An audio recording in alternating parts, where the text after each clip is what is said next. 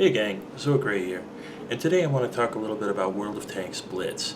It's a game that's been available for iOS and Android now for some time, but more recently has come to the PC and just the other day, Macintosh. So you can now play this game on pretty much any platform you like: Windows, Macintosh, Android, iOS, or Windows Phone, since the Windows 10 app is, I believe, universal. And I'll put links to those different stores in the description where I'm done with the video. But for right now, for those of you who haven't played this game or who have never seen it on a PC, I just want to show you kind of what it looks like. Right now I'm playing it on Windows, but it looks exactly the same on the Macintosh, and it looks honestly pretty much exactly the same on phones and tablets as well. But anyway, what we have with Blitz is basically a kind of a toned down version of World of Tanks. And if you're into World of Tanks and you know that gets kind of complicated, you've got separate crews for each tank and you've got a lot of different things that you can do, and that's great. But if you want a somewhat simpler game that focuses more on just getting in there and you know, getting into the action instead of doing quite as much research on your tank or doing quite as much work with your crew, you still have a crew and you can still build them up with experience, but it's not quite the same as far as having to spend a lot of time on that. So without any further of me talking, I'm going to just jump in here and play around and give you guys an idea of what World of Tanks Blitz looks like. Now, one of the nice things about Blitz on a computer is you can play with a keyboard and mouse, which makes controlling the tank a lot easier. Using the thumbsticks on a portable device isn't too bad. It actually controls it pretty good. But sometimes going forward and turning, I don't find it as accurate as I can do it on an actual mouse and keyboard. Let's see, where am I at? I follow these guys to the left. The graphics on this are really pretty good, and the beauty of it being taken from a mobile platform is that it'll pretty much play on anything. It doesn't really matter what kind of PC or Mac you have, chances are Blitz will run on it. Although, Windows guys, this will only work with, I think it'll only work with Windows 10 because you have to get it from the Windows 10 store. I don't know if you can just grab it off of, oh, hello there. Oh, I missed him. Missed him. Somebody else saw me. I don't know if you can just grab it off of Wargaming's website like you can with the other World of Tank games, or World of Wargaming games, I should say. It's more than just tanks. One of our trucks was hit. Enemy armor is damaged. Fix that. They killed our driver. We're covering this position, but not very well. This is a pretty bad situation. I'm kind of out in the open, and there are a number of enemy tanks over there. So I'm going to try and scoot out of the way here. See if I can't get somewhere a little more protected until I can either get some help or regroup with the others. This game, it's really a bad idea to try and take on a bunch of tanks by yourself. Chances are that's not going to work out. Oh, here comes people. Alright. Now that I got a little help, I'll come back around. Oh, my tank is going super slow right now. No, that's lag. That is lag, and I am in trouble. Where did all my help go? Our truck is hit. It could break any minute.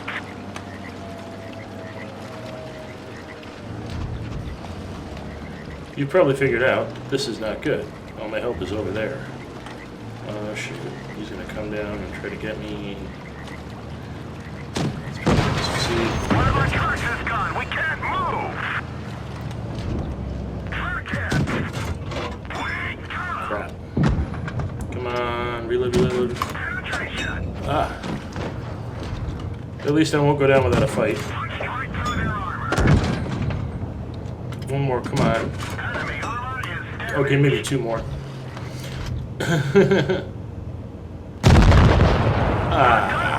Crap. I missed the guy because he was behind me. There he goes. Jackwagon. And apparently there's a little geyser in my tank shooting bubbles. This must be something to do with the Easter. Some hangover from the Easter, because I didn't get to play this over the actual Easter weekend, so I'm guessing it's just, you know, something. Because I'm seeing some tanks have rainbows on them, and like this guy over here is like shooting flowers as he's driving around. But anyway, basically when you get blown up like this, you can click the left or right button on your mouse and you can move to somebody else's tank and see what they're doing, you know, see the game from their perspective. I can skip around here. Looks like we got a base capture going on. Let's see. And this guy.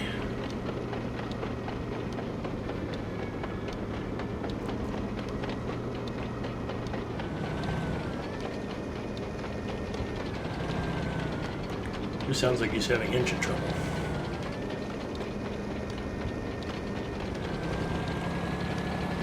This tank doesn't look that hurt though, which is kind of flowery exhaust.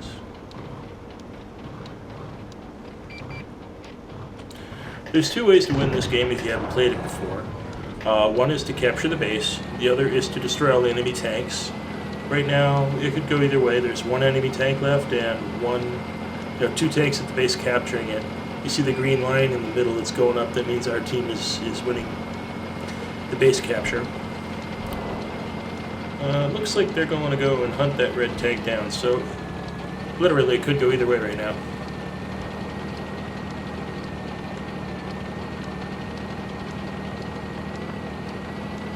The controls, like I was getting into a little bit before, are pretty simple.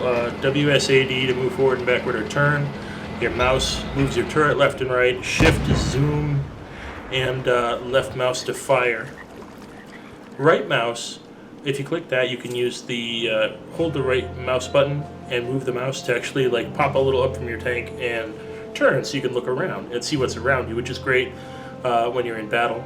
Also, if you are excuse me, if you are engaging another tank and you have him targeted and you right click on the mouse, you will lock onto that tank, so you can move around and your turret will stay pointing at him, which they'll track as fast as your turret will track, but you still have to pay attention to where that turret actually is aimed, because even though you're locked onto somebody, it doesn't necessarily mean your turret's always pointed at them. If you got somebody in a fast tank, sometimes the turret can't turn fast enough, and they'll go right by your turret. Completely, you'll fire at them and completely miss them. Okay, what we got now is the victory screen. Basically, this is just a little summary of what happened in the battle, how much money you made. In this case, even though I got blown up, I did some damage, so I made a little bit of money. And we go back, and you see we got the tank again. I can go and I can look at repairs. I have right now my stuff is set to auto repair, but I can click on consumables and buy consumables, or like I've got down here in the corner, it's set to automatically refill my consumables, so I don't have to worry about it. I tend to do that. I set things to automatic because usually I have enough money coming in that I can just keep paying for it, and then I've got them and I don't have to think about it. That's a nice feature. You can do that, I think, in regular World of Tanks too. Camouflage, it's pretty much what it says it is. Consumables are things like health kits, repair parts, that kind of stuff. Equipment, you go into equipment, excuse me, man, my voice just today is not happy with me. But you go into equipment, you can buy things to augment your tank. Let's see. Like you can buy these kind of things to augment the vision in your tank, so you can be more accurate or shoot longer distances. You can augment your armor, your camouflage. You can buy fans to keep your crew cooler so that they can be a little more clear-headed. The less miserable your crew is, basically, the better off you are. I'm going to buy this enhanced gun laying drive, because what that does is it actually allows the turret to turn faster. So hit that, hit purchase, say yes. I now own the gun laying drive. Cool. That's how that works. Up here at the top, you've got your crew on the left. This shows basically your progress as far as how much they know about controlling this tank. So you can train them with gold, or you can just train them by putting them in your tank and putting them in battles. I trained my crew initially to 50% because that's free, or that's 100 credits, not gold. And credits are basically just what you earn in game. So I trained them to 50% with credits, and the rest of the way up to 88% so far I've done just from taking them into battles. So that's 2 ways of training your crew up. Obviously, the more trained up your crew is, the more accurate they are, the better they can handle the tank, the better your specs or your stats are in game, so that helps you win. Let's see, and then there's the upgrades. This differs. One last thing about the crew. This differs from regular World of Tanks. In World of Tanks, every tank has a separate crew. In World of Tanks Blitz, your crew is just your crew, and they're in any tank you put them in. So you don't have separate crews, but they still, I think, have to earn knowledge of how to run each kind of tank separately. So, upgrades. This part is where you can choose new weapons, new armor, turrets. You can upgrade to a newer tank. Like right now I've got the Panzer IV, and you can see all the parts on the desk on the screen here that I can use, that I can buy. I've already actually bought all of these. The next thing I can do when I have enough money and credits is research a whole new tank and then purchase it. That works pretty much the same way it does in World of Tanks, but for people who don't play. Basically, you research a vehicle, and that costs money, and then you have to have the money to purchase the vehicle.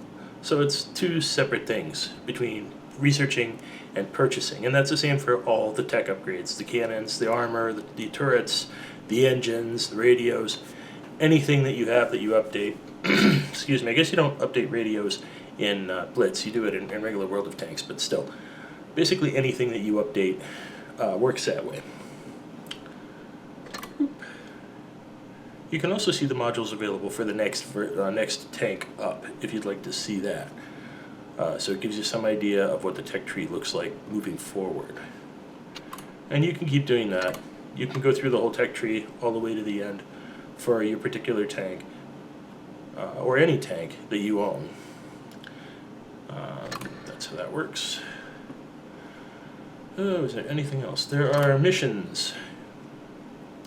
These guys, basically, these missions, you do what the mission says, you get what the reward is.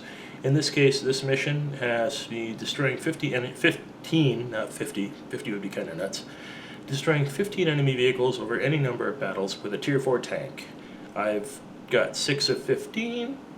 So I'm about halfway there, and when I do that I'll get 10,000 credits. They pretty much explain themselves. You know, this one, I'll get 20,000 credits if I cause 2,000 HP of damage over any number of battles. Only counts if my team wins, and I have to drive a Tier 4 German tank. So basically, the tank I have now will work for this. And as you can see, I've almost completed that one, because basically all my heavy tanks are German.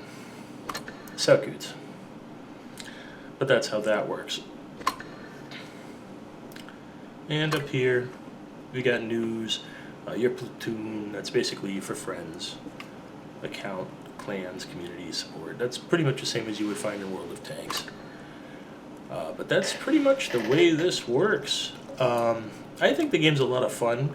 It's got an appeal to it that World of Tanks kind of doesn't, because while World of Tanks is a little bit more technical, this game, it's a lot easier for people to just jump in and I'm going to go and hop in a tank and I'm going to go shoot stuff. If you're that kind of person where you really want to just be more in the game, doing stuff and having fun and shooting things, then this is probably the version of World of Tanks for you. On the other hand, if you like things being a little more technical and you like to spend a little more time building up your tank and training your crew, and you like to be a little more selective of, you know, like being able to take people with specific skills and moving them around in your crews, then full-on World of Tanks is your game. The big thing with this, though, is recently it has released on all platforms. It originally, like I said earlier, was just out for Android and iOS, and then it hit Windows, and now it's on macOS. About the only thing it doesn't run on yet is Linux. I think because it's on Windows 10, it's also on Windows Mobile. So it's literally a game you can play anywhere. You can, and because the rounds are short and fast, it's a nice game. Like if you're just looking to spend a few minutes on something, you're waiting at the doctor's office and you want to blow 10 minutes and you're frustrated, you can go out and blow things up. Believe me, it's a great stress reliever. So anyway, that's pretty much how that works. I will put links to all this stuff, all the different versions in the notes. And that way if you want to check this out, you can check it out. Also, check out wargaming.net, because that's where you're going to find not only World of Tanks, but World of Warplanes, World of Warships, which I'll be doing a World of Warships video again, or soonish. Right now I'm just having some internet troubles, and I surprisingly got through this without too many problems, but the internet here is pretty bad. So I'm basically waiting for a good internet day so I can do a good video of World of Warships, because that game's a lot of fun. And that game is up for Windows, and there is a Mac client. It's still in the experimental stage, but it's there, and you can get it and you can download it. And I have used it, and it does work. And it even works on my old Mac, which is a pretty old Mac. It's a 2010. Actually, it's not the fact that it's that old. It's the fact that the video in it is really kind of crappy. It's only got 256 megs of video RAM. It's a 320M with 256 megs of video RAM. So if that will run it, pretty much anything else will run it. I kind of use that Mac as the bottom standard. If it'll work, I mean, even Intel graphics I think should work a little bit better, because they got like 1.5 gigs of RAM they can grab than this. So even if you're on an Intel Mac, I'm thinking it should run it, as long as it's decent Intel, like say Iris Pro, maybe even just Iris, not sure, but worth a try anyway. I figure if, like I said, if this one will do it with its little 256 megs of RAM, anything should. But anyway, that's going to do it for this time.